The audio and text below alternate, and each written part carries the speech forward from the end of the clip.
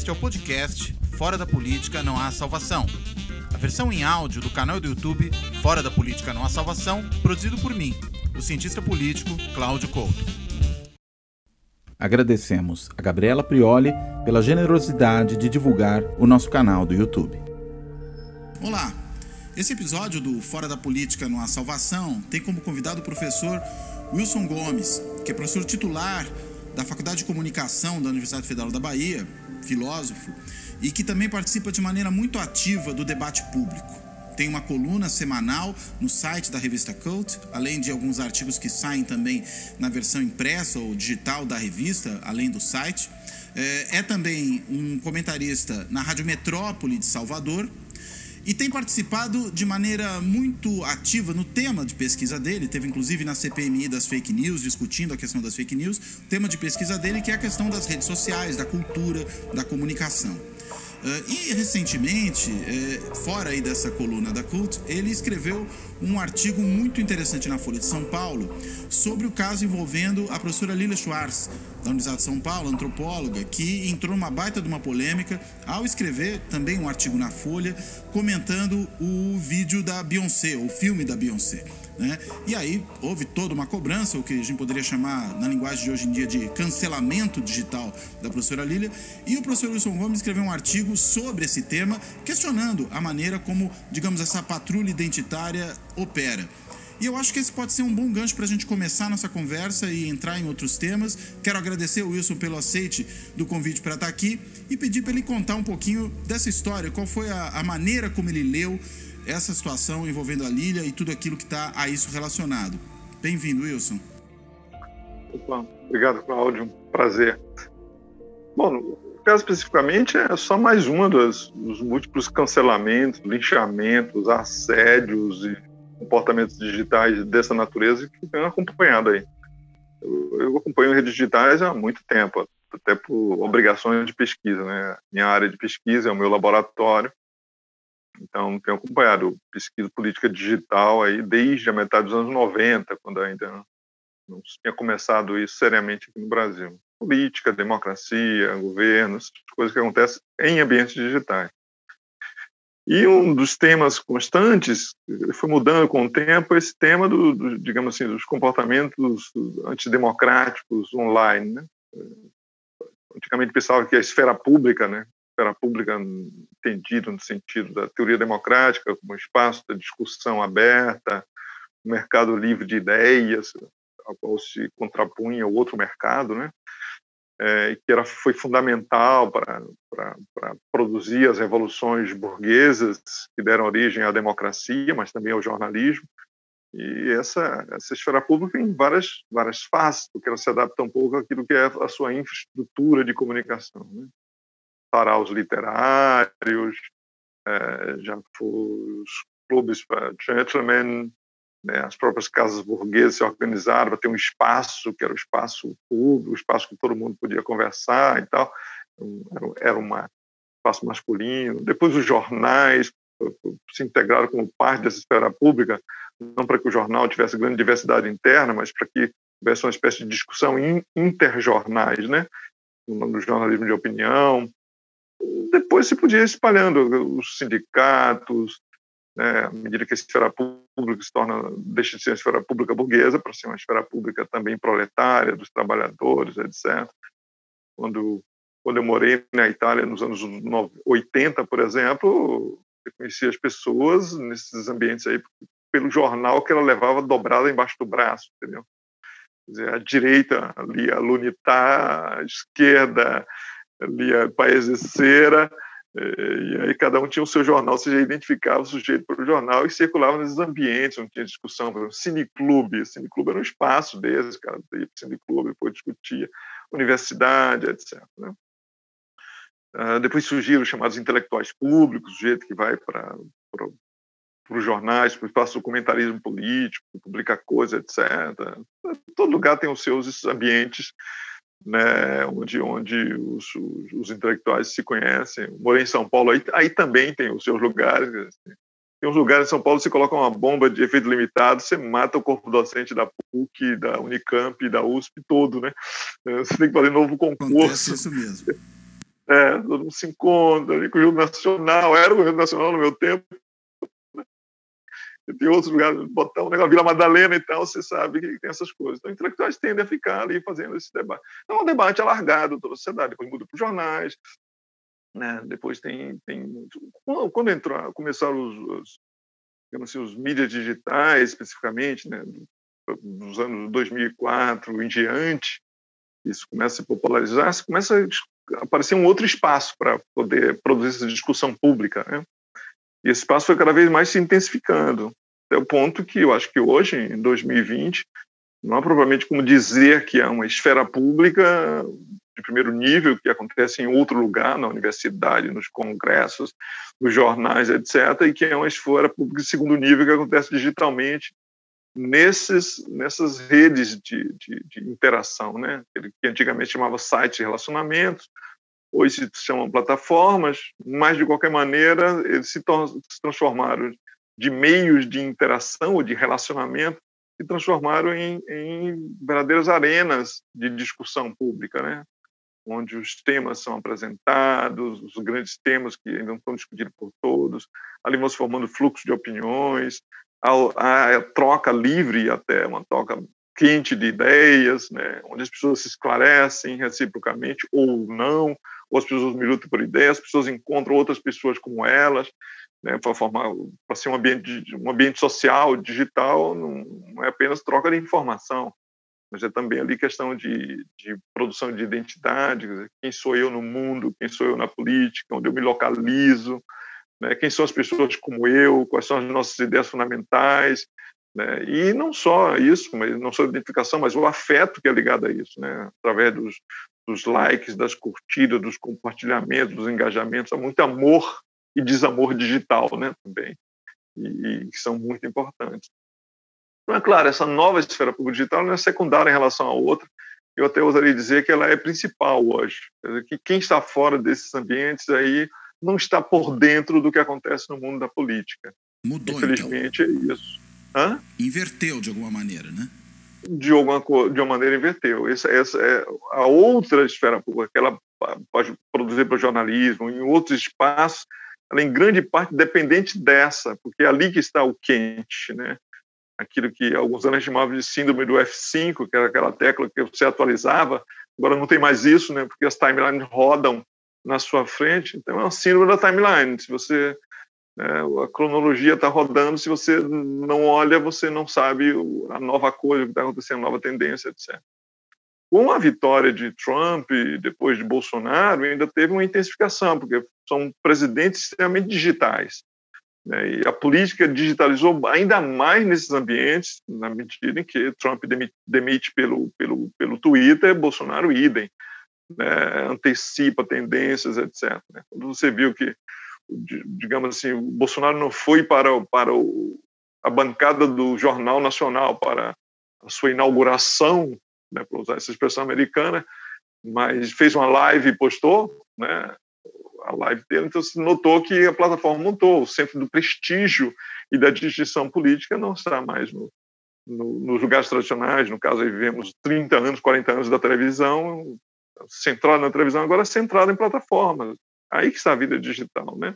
E mesmo a eleição dele, né? Ele conseguiu se eleger com pouquíssimo tempo de televisão, de rádio, mas se elegeu em boa medida com base no uso das redes, né? Ele teve mídia espontânea também por causa lá da facada, mas ele usou extensivamente as redes, acho que foi isso que o catapultou, né? Certamente. O Alckmin tinha que ali era uma questão, havia um determinado momento que só tinha espaço para um dos dois, o Alckmin ou o Bolsonaro, né? Na faixa deles concorriam. E Alckmin tinha um latifúndio de tempo de televisão, o Bolsonaro não tinha nada, né? Desafiou o outro. Naquele momento ali, na verdade, era uma grande disputa, televisão versus mídias digitais, né? Nem falo de redes sociais digitais, porque não são redes mais, agora é mídia digital, porque o WhatsApp não é uma rede social, o WhatsApp é a mídia social, né? Então, muda a coisa, o desafio muda. Então, a coisa mudou para aqui. E pronto. Isso tudo para dizer, esse preâmbulo, para dizer que também essa esfera pública muda sob certos aspectos, né? Certas regras que vigiam na esfera pública, digamos, de públicos menores, altamente cultivados, né, treinados para divergir com civilidade, né, que é típico desses ambientes aí, de pessoas com muita formação política, não apenas informação. Agora tem um outro tipo de esfera pública, né? Você tem muita informação e pouca formação, por exemplo, né? Vocês estão afogando a informação política, vem de todos os lados, etc. Né? Você estava até lendo um livro do Walter Lippmann para dar uma aula aí, um livro de 22, Public Opinion, chave isso da comunicação política, em que Lippmann, em 2020, tem uma posição assim, bem de crítica à democracia, que ele dizia, a gente achava que a ignorância era produzida pela falta de informação, né? Pouca informação produz ignorância, logo produz fanatismo. Então, o fanatismo era relacionado a pouca informação. Pois é, ele achava que, na verdade, não, é a baixa qualidade da informação. É o que as pessoas usam, o modo como as pessoas usam a informação é que é o fundamental, e que tipo de informação é gerada é que é fundamental.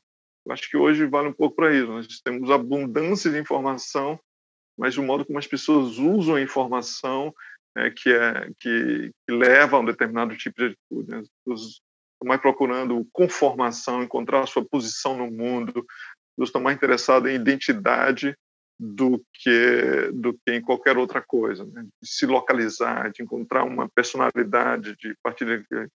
Então, no fundo, assim, esses ambientes digitais foram ambientes ocupados por posições políticas que a gente chama de identitárias. A expressão política identitária nasce para a esquerda. Não é a esquerda a primeira vencedora. O grande vencedor, digamos, do concurso identitário é a direita bolsonarista, que é extremamente identitária. É uma espécie de sectarismo onde circula também afeto, reconhecimento, prestígio, distinção, né, que está ali naquele jeito, e personalidade, recompensas pelos comportamentos em conformidade com as regras do grupo. A relação entre a massa e o líder tribal, ou os líderes tribais, é muito estreita. Né? O líder carismático nos puxa, o líder diz, olha, não tem mais lei da gravidade, você voa. Então, se diz, é cloroquina que cura, você usa cloroquina. Então, passa a ser desse tipo. E tem os pregadores, né? Os profetas e pregadores online que distribuem a doutrina, né? Doutrina facilitada. Então, o olavismo é uma coisa disso, do bolsonarismo, né? É um pregador que vem de longo tempo, então, enfim, encontrou aí um conjunto de fiéis e ele consegue pregar e formar pessoas com determinado tipo de coisa. Mas na esquerda também está cheio de pregadores desse tipo, de olavistas dessa natureza. Só que a direita, nesse momento, está unificada no seu propósito. Então, embora tenha aí tido rupturas internas, porque típico do comportamento sectário é a possibilidade da anatemização, né, criar uma espécie de excomunhão, né? Então, sei lá, o bolsonarismo excomungou o lavajatismo, certo? E a lista dos excomungados vai crescendo, né? De Lobão a Joyce Hasselmann, por exemplo, dentro deles. Mas o núcleo continua lá, ainda se defendendo, e ele é suficientemente forte para poder engolir as diferenças, né? Engolir os entojos com as diferenças e manter. A esquerda não, a esquerda já entra identitária e fragmentada, porque cada tribo luta apenas por si própria. E sabe que não pode contar com nada nem com ninguém, e ali também solta o seu ressentimento. Então, as comunidades identitárias são comunidades de ressentimento, né? Alguém me deve alguma coisa em algum momento, né? Até brinco um pouco que é a chamada última razão do lobo da fábula, né? Em que o lobo estava bebendo e o cordeiro também estava bebendo, e o lobo queria comer o cordeiro naturalmente. E diz para ele, olha, você está sujando a água que eu estou bebendo, eu vou ter que comer você. Ele diz, mas como assim eu estou sujando a água? Eu estou a jusante, eu estou bebendo do lado de baixo. Diz, não, mas não foi você, mas eu sei que você falou muito mal de mim no passado, eu estou com raiva de você, porque você falou mal de mim. Mas eu nem era nascido, né? Eu estou ainda mamando, né? Ah, se não foi você, foi um parente seu, se não foi um parente seu, foi o pastor, se não for o pastor, foi o cachorro do pastor. O fato é que você tem culpa e crau come o lobo, né? Come o cordeiro. Então, é um pouco isso, né? Então, vivemos um pouco esse argumento aí, tem um ressentimento enorme e tal. E é nesse contexto que tem a longa história dos cancelamentos, linchamentos e assédios das pessoas que não são pessoas adversárias dessas identidades. né? Que é isso que é mais curioso. Não é o bolsonarismo que lincha Lilia Schwartz, que é uma pessoa naturalmente cheia de solidariedade para os movimentos negros, de simpatia por essa posição aí progressista ou liberal, como vocês queiram chamar, né? Mas não é quem tem que cancelá-la é a própria esquerda, porque a esquerda cancela, né? A direita lincha e assedia, mas é a esquerda que cancela, porque para cancelar você precisa ter gostado da pessoa e a pessoa precisa sofrer com que você, com o eu estou de mal com você agora, entendeu? Ou tem que ter lugar de fala para cancelar? Você cancela tomando lugar de fala da pessoa. Sim. Mas o fundamental no cancelamento é você tem que sofrer com o cancelamento, senão que graça tem? Por isso que o movimento antirracista não vai cancelar o Sérgio Camargo, né, ou cancelar os filhos de Bolsonaro. Não vai cancelar os racistas, de fato. Eles vão cancelar as pessoas que estão do mesmo lado. Inclusive, tem a maior simpatia. Lilia Schwartz é uma pessoa que abriu caminhos para muitas dessas autoras aí do antirracismo e tal, que disputam o mercado epistêmico, abre caminho, não sei o que, etc. Mas um dia o seu cancelamento vem. Para todo mundo da esquerda, um dia você será cancelado pelo menos uma vez. Né? Provavelmente mais de uma vez na sua vida você será. Ontem foi a Marielice Pereira Jorge, né? Às vezes eu digo que você tem que beijar a cruz, né? Porque não basta você ser cancelado, você tem que reconhecer que você tem um pecado original aí, um pecado estrutural que foi cometido, né? Você não tem nada que você possa fazer. Então, todas as alternativas foram tentadas. A alternativa de Lilia Schwartz foi aquela mais contrita e humilhada, né? Pequei, me arrependo, por favor, não desistam ainda de mim. Não adiantou nada. Porque uma vez declarada a sentença, ela tem que ser cumprida, você tem que ser punido. Né? A Marieli Pereira Jorge, colunista da Folha ontem, pessoa absolutamente liberal também, posições abertas, etc. Mas ela posta uma coisa, uma frase. Essa frase é interpretada digamos, malignamente, malevolamente por um identitário antirracista. Se essa pessoa é um líder, pronto, está marcado. A partir daquele momento você tem um alvo no seu peito e toda a alcateia agora tem que arrancar um pedacinho. Então a moça passou a vida toda como colunista levando mordidas dos bolsonaristas, né? O tempo todo. Pois os identitários de esquerda também querem um pedaço dela e arrancam um pedaço da cara, porque isso é muito importante. É um ritual de autoafirmação do grupo, né? E quanto mais visibilidade a pessoa tem, mais ela pode ser um alvo disso. Pessoas invisíveis, que está abaixo de um nível de visibilidade, produz pouco capital para quem o ataca. Mas essas pessoas não.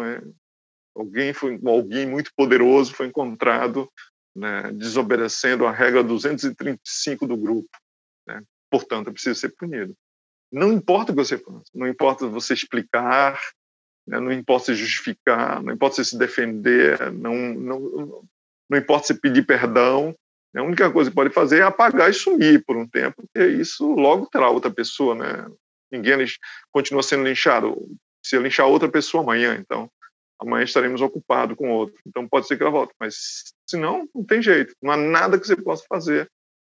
Apenas ver o que está acontecendo. Ser declarado, você nunca foi racista, machista, misógino, né, sei lá, homofóbico na sua vida, por todas que você fez, o que você diz, o que você fala, né, mas aquela sequência de palavras caiu mal ao gosto de alguém é suficiente para que você seja sentenciado e seja punido. Você precisa ser punido.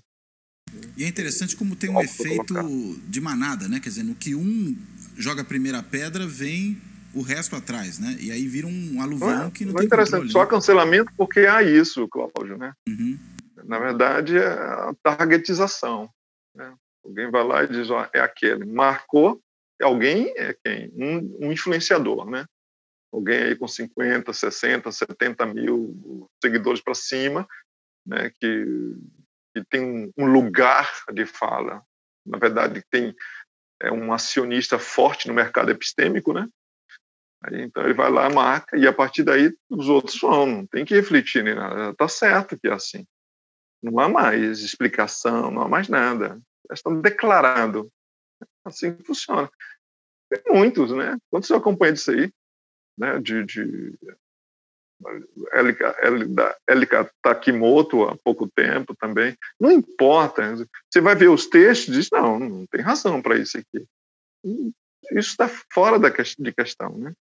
O importante é que alguém tem que pagar. Essas escaramuças, assim, essas razzia, né? Vai lá e ataca e depois volta, não sei o quê. É muito importante para a identidade, entendeu?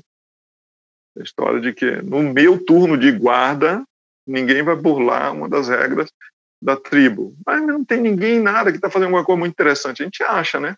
Ninguém achou, caiu ao gosto. Não importa se aquela interpretação é disputada ou não importa. Não estará mais disputado depois que apontar o dedo e dizer é racista, é machista. Aí você ataca. E ataca com gosto. Assim funciona, na minha opinião. E é assustador, porque isso tem uma certa lógica de terror, né?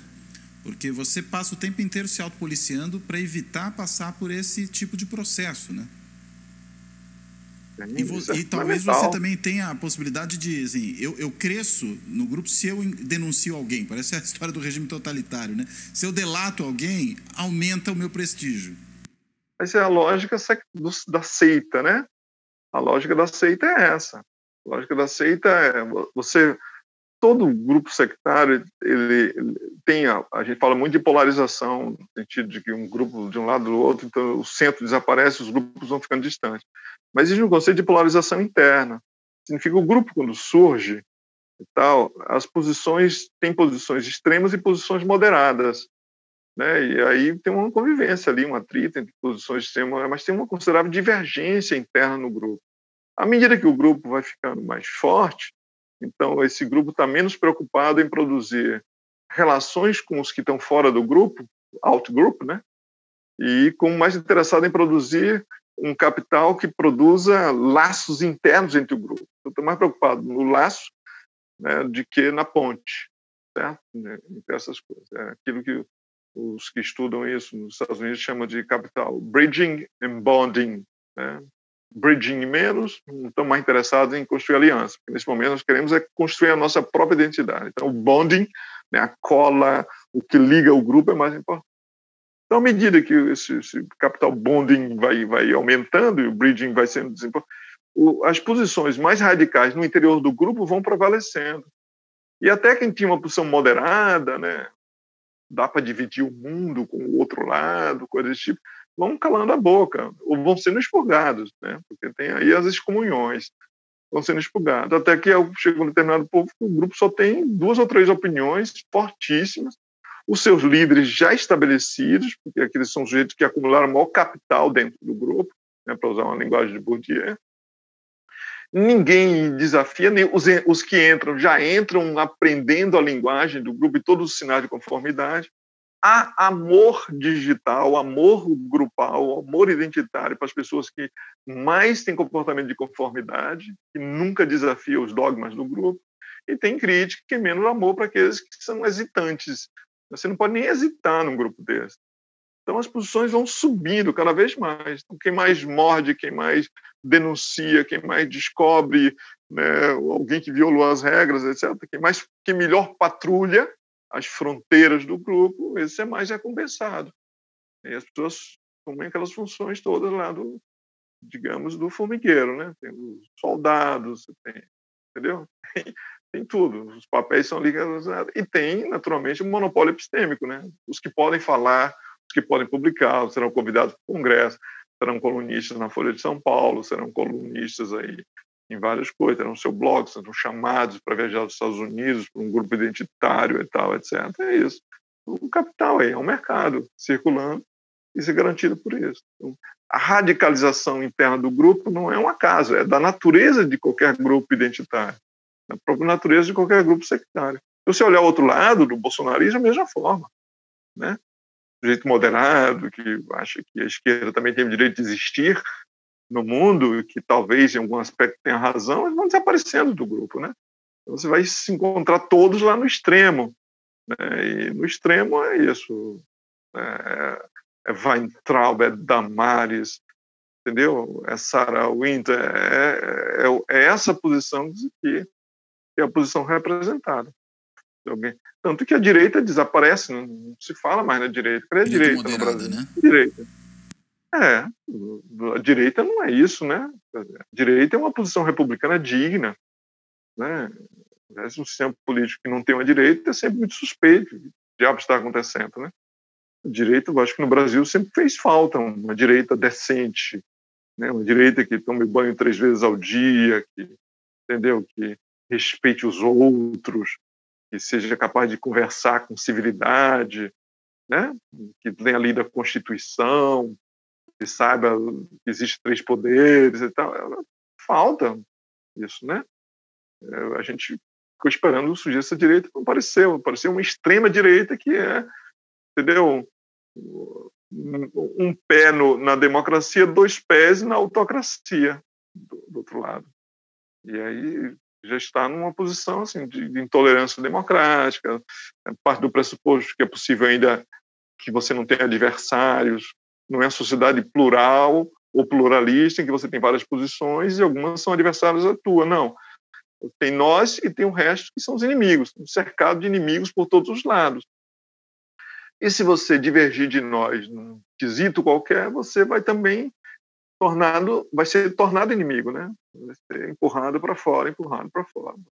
Como a esquerda que está empurrando o Tabata para a direita, né? Lá também empurrando o Sérgio Moro para o outro lado, para o lado que não somos nós, né? Agora, o lavajatismo contribuiu também para esse cenário no campo da direita, ou não? Por essa ideia de que, vamos dizer, os fins justificam os meios, né? Ou seja, se eu quero combater a corrupção, qualquer expediente jurídico vale, né? Acho que não é também à toa que o Moro foi parar no bolsonarismo, ou você não pensa dessa maneira? Eu penso. Há muitas razões para se estar na direita e no bolsonarismo, né? No extrema-direita e bolsonarismo. O lavajatismo é uma delas. Agora, o meu discurso está mais no sentido dos identitários. Quer dizer, que não é o cara que vota em Bolsonaro, o cara que é Bolsonaro. Ele diz assim, inclusive, né? Quando as pessoas trocam essas coisas, como, sei lá, não sei qual é o seu time, se é Corinthians ou é Palmeiras e tal. Graças a Deus eu sou corintiano, apesar de estar usando verde hoje aqui. Então é isso, né? Você não torce pro Corinthians, né? Você é Corinthians. Exato. Certo? É isso. As pessoas transplantaram isso para as outras coisas aí. Tem pessoas até que torcem, né? Torcem pro Brasil. Mas o cara é Vasco, o cara então, é Bahia. Entendeu? Cada um... Quando você chega no estado, eu sou Corinthians, não é mais uma questão de uma relação de utilitária, uma relação de simpatia, uma relação com diferenças, com divergências, etc. Né? Você vai defender o Corinthians quando perde, vai ficar feliz com o Corinthians quando ganha, etc. No esporte é ótimo, isso é divertido, né? É bom, é melhor fazer isso do que a guerra, porque isso substituiu a guerra. Mas na política, não. Na política, é isso que faz as guerras, né? Não tem lugar de... É isso que faz as guerras. E não é à toa que a gente usa a expressão, quando a política vira a guerra, que virou Fla-Flu, né? Então é isso. O cara não gosta de Lula, certo? Não defende Lula, não acha que Lula foi ótimo, não. Ele é Lula, ele é Bolsonaro, ele é Ciro, ele é fulano. Quando chega nesse ponto, meu amigo, aí pronto, aí já estamos numa passagem da política para o identitarismo, entendeu? Então, se o cara é Moro, aí é uma identidade, né? O cara tem simpatia por alguma coisa que ele fez, etc., e tem divergências dele, porque quando você julga, você preserva o seu direito de julgar e se diferenciar e de ter distância e de hesitar, né? O identitário não hesita. Eu até pensei em fazer umas camisetas do tipo assim, penso, logo hesito. Né? Porque só quem hesita ainda tem a liberdade de pensar. Quem não hesita não tem mais liberdade de pensar. Ele já aderiu a todos os dogmas e todos os princípios. E preserva a individualidade, né? Preserva a individualidade. Você pode divergir, né? Possibilidade de divergir. Acho que isso é fundamental. A possibilidade de pensar com a própria cabeça, né? Dizer, não, eu não concordo. Nem o identitário gosta de intelectual independente, de qualquer lado. Exatamente por isso, né? Porque eles não são confiáveis, no sentido de que ele não é um dos nossos. Eu não sou de ninguém, né? O famoso princípio, uma falda que eu adoro também, chamado Eu Sou Meu. No caso dela, Eu Sou Minha. Isso também merece uma camiseta, o princípio, uma falda, Eu Sou Minha. Pois é, né? As pessoas não querem mais ser suas, ser delas próprias, querem ser de alguma coisa. Então, menina escreve, eu sou feminista radical. É isso, né? Eu sou... Poxa, pessoas... E com isso também você reduz o ser humano. Lembra daquele... Da nossa geração, a gente lembra do Fromm lá, do Marcuse, do homem unidimensional, né? Como era um problema ser um homem unidimensional. Ninguém é unidimensional. A liberdade está justamente em não ser unidimensional. Né? Para não ser unidimensional, você não pode transformar um aspecto da sua vida naquilo que te define essencialmente. Você é aquilo, é apenas aquilo. Tá? Eu acho que não pode ser. Toda vez que alguém fala isso e não se trata de signo do zodíaco, eu sempre acho com suspeita, entendeu? Tudo bem, canceriano é uma tragédia existencial, mas fora isso, o resto, as pessoas podem ser outras coisas, né? Então, é preciso levar isso em consideração. Meu amigo gay, que num debate, o cara dizia para ele, mas você como gay, terceira vez, ele disse, não sou gay, eu sou gay também, mas eu sou físico nuclear. Né? Pô, fantástico. Tanta coisa que ele é gay, ele se reduz a gay. Aquilo, né? Aquilo, o cara é físico nuclear, pronto, acabou. Naquele debate ele não estava como gay, né? Não havia nada do seu ser gay, para ser um nome russo, né? Que o colocasse naquela posição ali, naquele debate. Ele estava ali como físico nuclear. Então, as pessoas podem ser outras coisas em outros lugares, a orientação sexual dele conta e importa para ele. Naquele lugar, não. Então, por favor.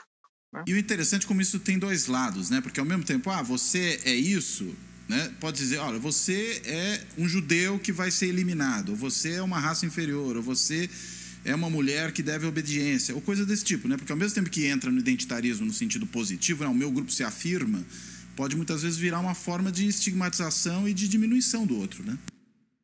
Sim, uma forma disso. E aí tem duas formas. Tem desde digamos assim, o clássico inimigo da identidade, então o cara é racista, aponta o dedo sujo para você e diz, você como gay, e aí vem uma coisa horrível sobre isso.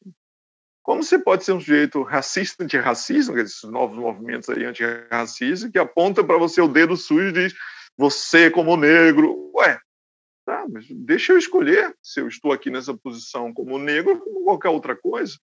Quer dizer, você olha para mim e só vê isso, né? Eu não posso decidir como eu me coloco nessa posição, nessa discussão.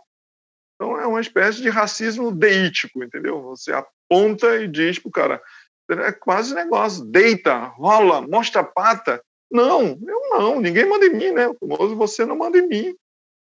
Né? Eu decido, acho que a liberdade, minha liberdade como homem negro, como homem de qualquer outro tipo, nordestino, canceriano, vascaíno, terceiro-mundista, tá certo? Eu decido o que eu sou. Acho que justamente a luta da gente, a luta do liberal, do iluminista, que no fundo são os descendentes da civilização do iluminismo, justamente é essa. Você não diz qual é o meu lugar. Né? Não importa se você é um sujeito bonzinho ou se é ruim. Você não diz o meu lugar. Você não predetermina o meu lugar. Né? A liberdade de decidir para onde eu vou é minha. Mas você deve... Não. Espera aí. Você está violando a minha liberdade existencial. O sujeito pode se autodeterminar. Tanta gente que não pode fazer isso, porque já tem muita gente determinando, ou porque as condições da vida, a fome, a miséria, certo? A pobreza impede ele de decidir. Mas não é... Se você me coloca nessa mesma posição, você também acaba comigo. Você não melhora a situação dele e piora a minha. Esse é um problema do identitarismo. Os identitarismos são anti-universalismos. Eles são anti-liberdades. Porque quer aprisionar as pessoas sempre numa característica unidimensional. A dimensão que foi escolhida por aquela identidade para ser usada como regra de pertencimento, né? Então, apenas sob aquela capacidade que você vira uma capacidade essencial em você, né, você pronto, está colocado aqui, não pode mais sair daqui, né? O princípio lá do alfinete, do conto de Machado de Assis, né? Onde me espetam, fico, né? Não posso sair. Então, é isso. Eu só acho que você é um alfinete, espetar você no lugar e você tem que ficar lá parado, porque você é o alfinete. Agora, uma coisa interessante também é a seguinte, né? Esse identitarismo que vem da esquerda, acho que você viu, eu vi você, melhor dizendo, esses dias discutindo isso no seu Twitter. Né? Você apontava, olha, isso não vai dar voto, né? E a esquerda tem que decidir, afinal de contas, se ela é uma esquerda, digamos, eleitoral identitária. Só que, gozado, quando a gente olha para o campo da direita, parece que pelo menos no período mais recente, isso não tem sido disfuncional, né? Eleitoralmente. O bolsonarismo se elegeu, em boa medida, com base nisso, né? Nós, a maioria, contra as minorias que devem se curvar.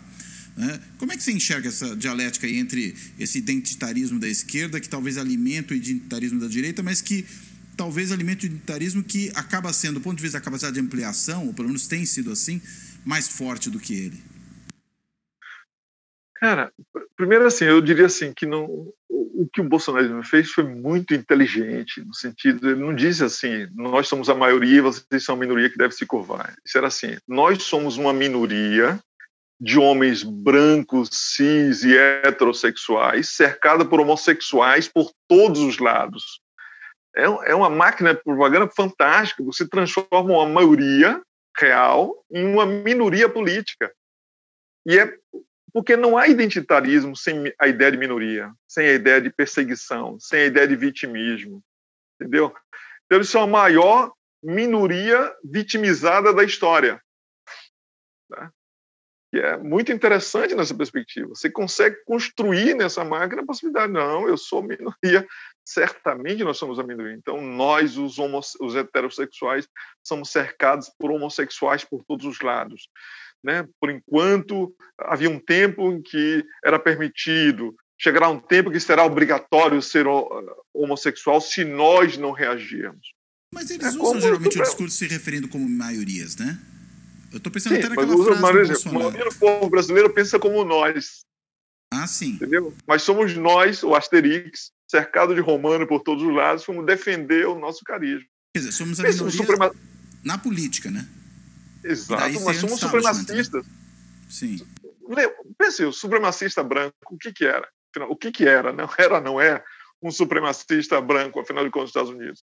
É um sujeito, um dos poucos puros racialmente, que está na defesa dos brancos, dos que restam, dos pouquinhos brancos que ainda tem, porque senão a sociedade toda vai miscigenar.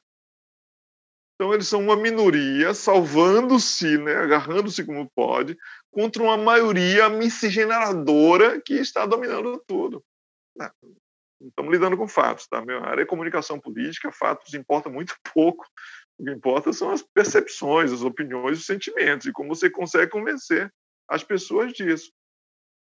Então, é claro, os bolsonaristas têm um discurso vitimista, completamente vitimista. A cultura, precisamos tomar a cultura de volta, porque a cultura está dominada e comprometida pela esquerda. Os comunistas tomaram a área de cultura, então agora vamos tomar de volta. Vamos tomar a universidade, porque a universidade foi tomada pela esquerda. Então agora nós vamos tomar de volta. A maioria do negócio está, mas agora nós vamos reagir, vamos tomar de volta. Tá? Precisamos fazer um jornalismo alternativo, quer dizer, uma ecologia midiática de direita, porque não dá para confiar nos jornais. Todas as redações estão ocupadas pelo Fórum de São Paulo. Então, nós precisamos, né, fazer uma coisa nossa. O pressuposto básico do identitarismo de direita é exatamente isso. Nós somos uma minoria reagindo em defesa, claro, do grande sentimento, porque tem um aspecto de teoria comunitarista por trás disso aí, né? Da comunidade profunda, da coisa romântica, de uma coisa que é inefável, né? Ninguém consegue dizer ou explicar, mas está aqui em nós, né? A direita sempre foi romântica, né? Dessa profunda da pátria, né? Do não racional, etc. Não é à toa que o romantismo foi um dos grandes inimigos do iluminismo, né?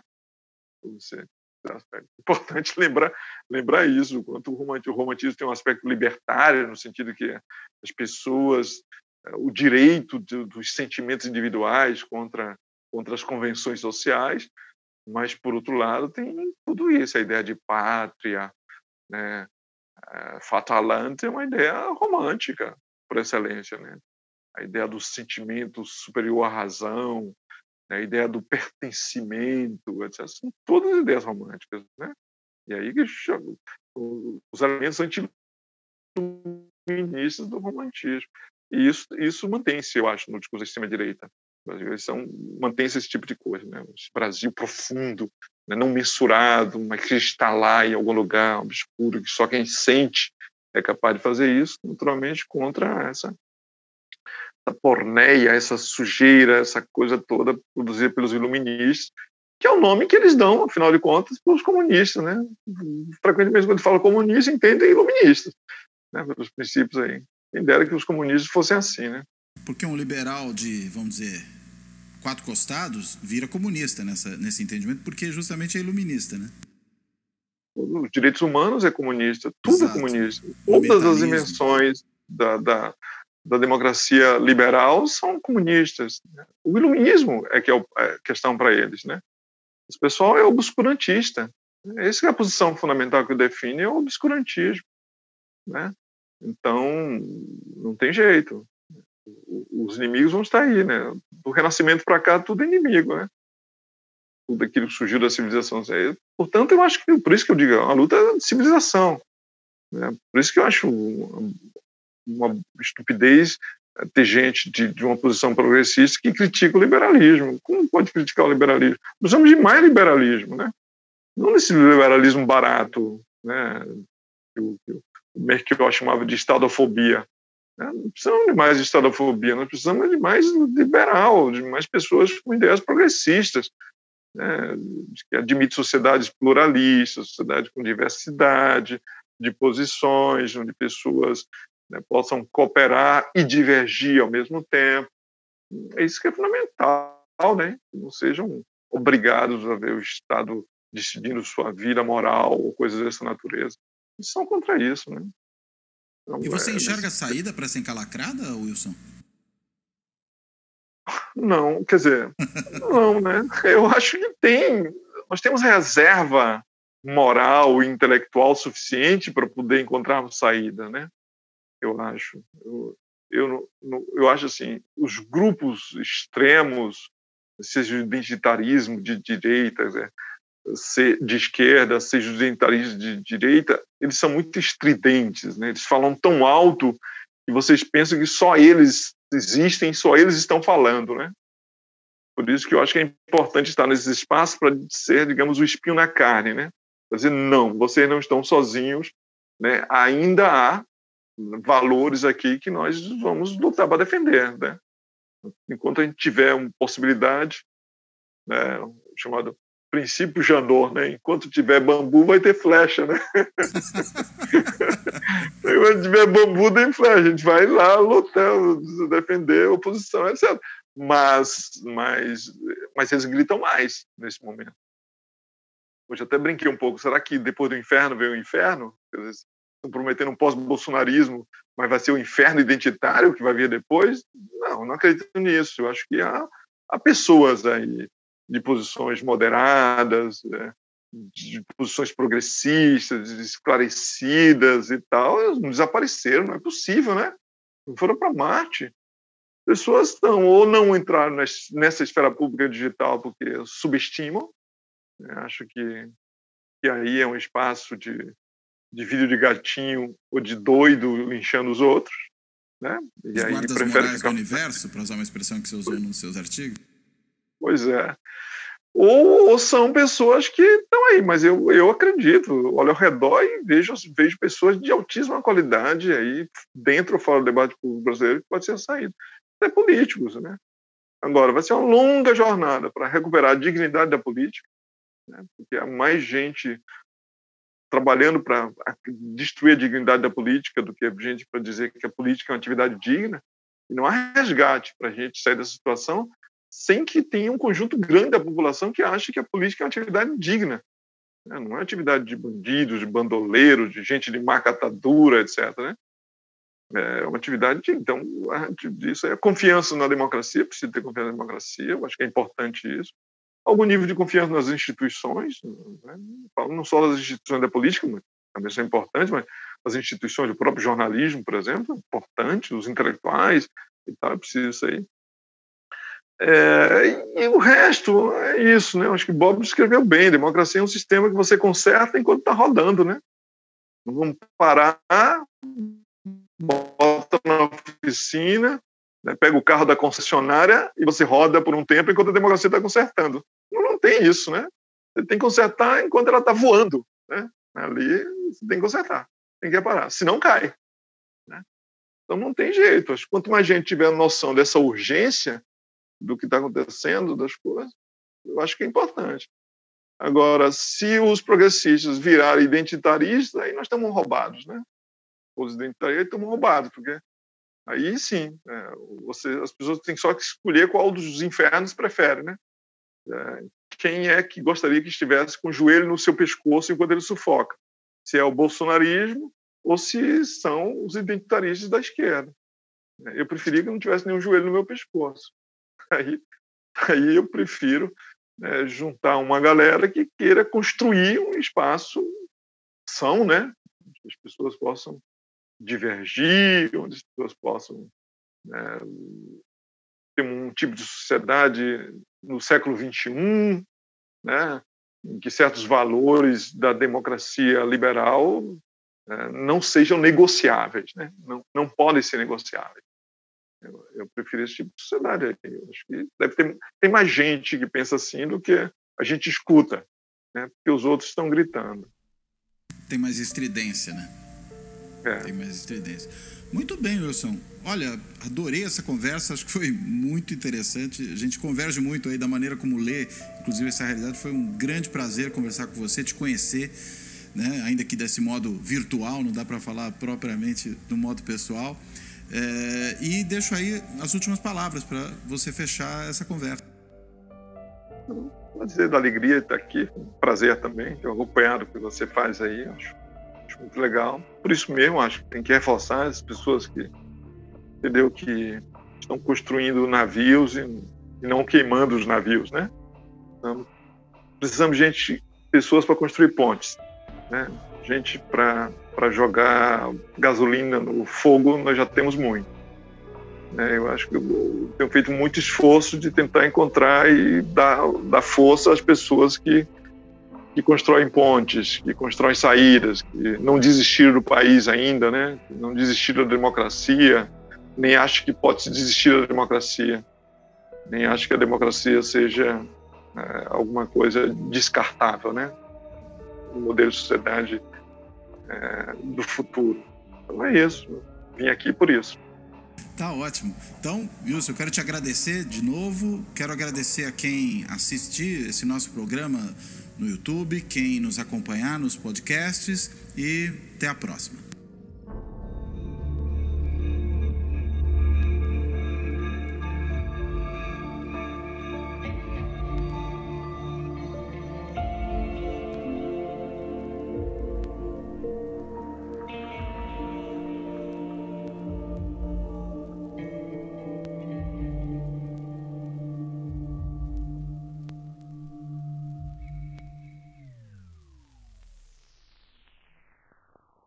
Fora da política, não há salvação. Um podcast para discutir política.